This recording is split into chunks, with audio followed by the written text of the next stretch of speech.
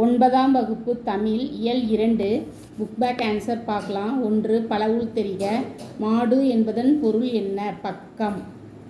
நீர் நிலைகளோடு தொடர்பில்லாதது எது? புலரி.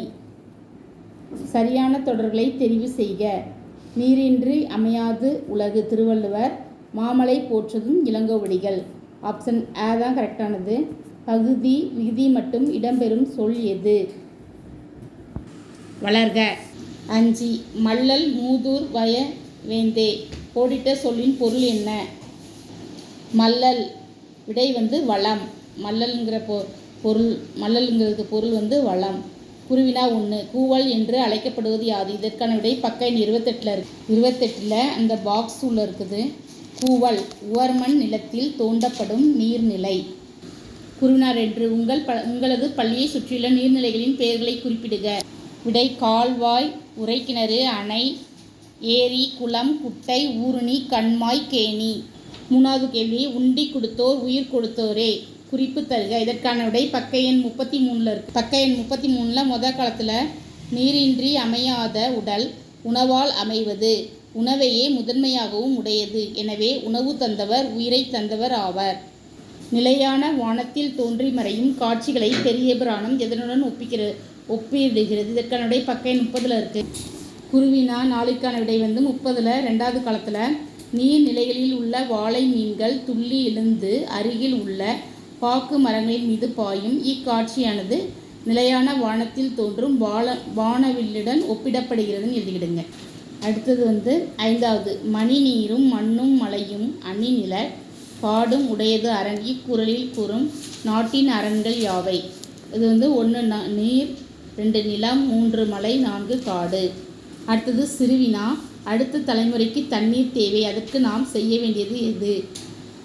இயற்கை நமக்கு கொடுத்துள்ள தண்ணீரை திட்டமிட்டு பயன்படுத்த வேண்டும். தண்ணீரை வீணாக்காமல் சிக்கனமாக பயன்படுத்த வேண்டும். மழை நீரை சேகரிக்க வேண்டும். குளம், ஏரி, கால்வாய், கிணறு போன்ற நீர்நிலைகளின் பாதுகாப்பு குறித்த விழிப்புணர்வு மக்களிடம் உருவாக்குதல் வேண்டும். இவையே அடுத்த தலைமுறைக்கு தண்ணீர் தேவை என்பதை அறிந்து நாம் செய்ய வேண்டியவை ஆகும். அடுத்த சிறுவினா 2, நிலைத்த புகழை பெறுவதற்கு குடபுவியனார் கூறும் வழிகன யாவை? இதற்கான விடை பக்க எண் 33 இருக்கு. பக்க எண் 33 ஃபர்ஸ்ட் காலத்தில் நீரின்றி அமையாத உடல் அதில் ஆரம்பித்து அந்த பேராஃபுல்லாக எழுதிக்கிடுங்க. அப்புறம் உணவு எனப்படுவது நிலத்துடன் நீரும் அடுத்த பேராவும் எழுதிக்கிடுங்க. அடுத்த காலத்தில் 2வது பேரால அவ்வாறு நிலத்தின் நீரை பெருகியோர் மூலமாக இன்பத்தையும் நிலத்தையும் புகழையும் பெறுவர். அதுவரையும் சிறுவினா 2ற்கான விடை. சரிங்களா? அடுத்தது சிறுவினா 3, சோழர் கால குமிழித்தும்பு எதற்காக பயன்படுத்தப்பட்டது? இதற்கான விடை பக்க எண் 27 இருக்கு. பக்க எண் 27 சோழர் கால குமிழித்தும்பு இருக்குது. அந்த பாக்ஸில் இருக்குது. அந்த பாக்ஸில் உள்ளது அப்படியே எழுதிடுங்க. மழைக்காலங்களில் ஆரம்பித்து அவசியம் இல்லை வரையும். அடுத்தது சிறுவினா 4, வானவில்லை ஒப்பிட்டு பெரிய புராணம் கூறும் செய்தியை விளக்கி எழுதுக. இதற்கான விடை பக்க எண் 33 இருக்குது. இதற்கான விடை பக்க எண் 30 இருக்குது. 33 கிடையாது. பக்க எண் என்னதுன்னா 30 கரெக்டாக எழுதுங்க. பக்க எண் 30.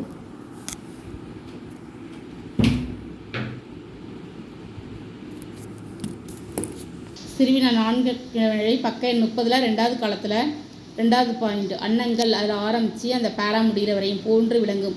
அதுவரையும் சிறுவினா 4ற்கான விடை. அடுத்து நெடுவினா, வேளாண்மை நீரை அடிப்படையாக கொண்டது என்பதை விளக்குக. முன்னுரை போட்டுக்கிடுங்க. இயற்கை என்பது உயிர்களுக்கு கிடைத்த பெரும் பேறு. நீரின்றி அமையாது உலகு என்கிறார் திருவள்ளுவர். மாமலை போற்றதும் என்று இயற்கையை வாழ்த்தி பாடினார் இளங்கோவடிகள். வேளாண்மைக்கு அடிப்படையான நீரை பற்றிய ஆக்கம் நிறைந்த சிந்தனைகள் இக்கட்டுரையில் காண்போம். நீரும் வேளாண்மைன்னு ஹெட்டிங் போட்டுவிடுங்க. மழை உழவுக்கு உதவுகிறது. மனிதன் வாழ்வின் அடிப்படை தேவைகள் உணவு, உடை, உறைவிடம். இவற்றில் முதலிரண்டும் வேளாண்மை ஆதாரமாக கொண்டவை. வேளாண்மையோ நீரை அடிப்படையாக கொண்டது. மழைநீர், ஆற்று நீர், ஊற்று நீர் ஆகியவற்றை சிறிய பெரிய நீர்நிலைகளில் சேகரிக்க வேண்டும். அதனை வேளாண்மைக்கு பயன்படுத்த வேண்டும் என்பது நம் முன்னோர்கள் திட்டமிட்டு செய்தனர். நீர்நிலைகள் ஒவ்வொரு வட்டாரத்தின் நில அமைப்பும் மண்வளம், மக்கள் தொகை ஆகியவற்றை கருத்தில் கொண்டே நீர்நிலைகள் வடிவமைத்தனர். இதில் ஏரிகளும் குளங்களும் பாசனத்திற்காக அமைப்புகளாய் பெருமளவில் பயன்பட்டன. பாண்டி மண்டலத்து நிலப்பகுதியில் ஏரியை கம்மாய் என்று அழைப்பர். மணற்பாங்கான இடத்தில் தோண்டி சுடுமண் வளையமிட்ட கிணறு உறைக்கிணறு ஆகும். மக்கள் பருகுநீர் உள்ள நீர்நிலைக்கு ஊருணி என்று பெயர். நீரும் தமிழும். தமிழக வரலாற்றில் பல நூற்றாண்டுகளுக்கு முன் கரிகாலச் சோழன் காலத்தில் கட்டப்பட்ட கல்லணையே விரிவான பாசன திட்டமாக இருந்துள்ளது. மணிநீரும் மண்ணும் மலையும் அணிநில காடும் உடையது அரண். திருவள்ளுவர். இக்குறட்பாவில் நாட்டின் அரண்களாக நீர், நிலம், மலை, காட்டை குறிப்பிடும் திருவள்ளுவர் இதில் நீருக்கே முதலிடம் தருகிறார். உணவெனப்படுவது நிலத்தோடு நீரே என்று புறநானூற்று பாடல் நீரின் இன்றியமையாமையை எடுத்துரைக்கிறது. முடிவுரை. இவ்வாறு தமிழர்கள் தண்ணீர் தேவையை நன்றாக புரிந்து கொண்டு நீர் மேலாண்மையை அறிவியல் நோக்கில் கட்டமைத்தனர். அவற்றை இன்றைய காலச்சூழலுக்கேற்ப வளப்படுத்துவது நம் அனைவரின் கடமையாகும். வேளாண்மைக்கு நீரே அடிப்படை. அடுத்தது நெடுவினா 2. பெரிய புராணம் காட்டும் திருநாட்டுச் சிறப்பினை தொகுத்து எழுதுக. இதற்கான விடை பக்க எண் 29, 30, 31 இருக்குது. பக்க எண் 29 இந்த பாக்ஸில் 300 போட்டுக்கிடுங்க. 300 போட்டு உயர்ந்த குடியுடைய நாடெல்லாம் நீர் நாடாக சோழ நாடு திகழ்கிறது அப்படி போட்டு.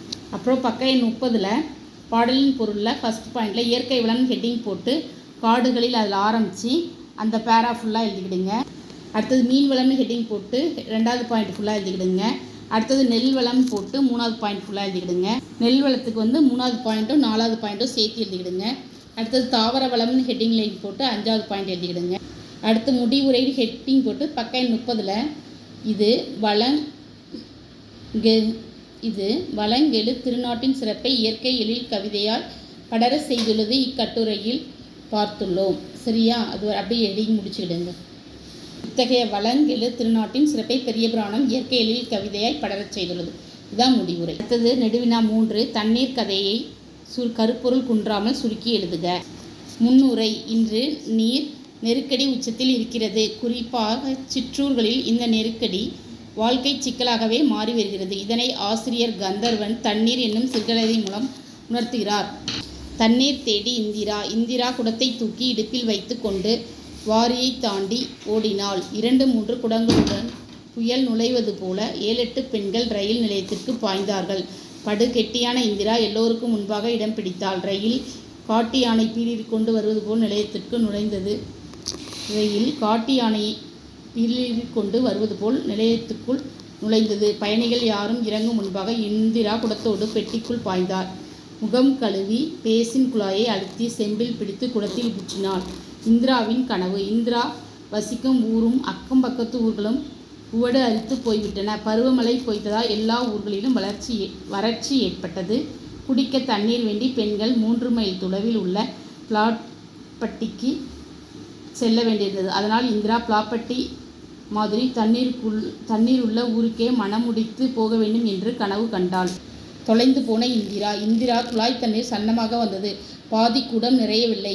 இன்ஜினிலிருந்து ஊதல் ஒளி வந்தது. ரயில் நகர்கிற மாதிரி இருந்தது. இன்னும் கொஞ்சம் தண்ணீர் பிடித்து கொண்டு குதித்து விடலாம் என்று எண்ணினாள் இந்திரா. ஆனால் ரயில் வேகம் அதிகரித்ததை அறியாமல் குதிக்க நின்ற இந்திராவை வடக்கத்தி பெண் ஓடி வந்து தடுத்து வண்டிக்குள் இழுத்தாள். இந்திராவின் தம்பி ரயில் போயிடுச்சு அக்கா இன்னும் வரலை என்றான். இந்திராவின் தாய் ஓடுங்க அந்த ரயிலை பிடிங்க, எம் மக அதிலே தான் போயிட்டா, அடுத்த ஸ்டேஷனில் பிடிங்க என்றாள். அவளது தந்தை உறவினர்களுடன் பஸ்ஸில் சென்று ராமநாதபுரம் ரயில் நிலையத்தில் தேடினர்.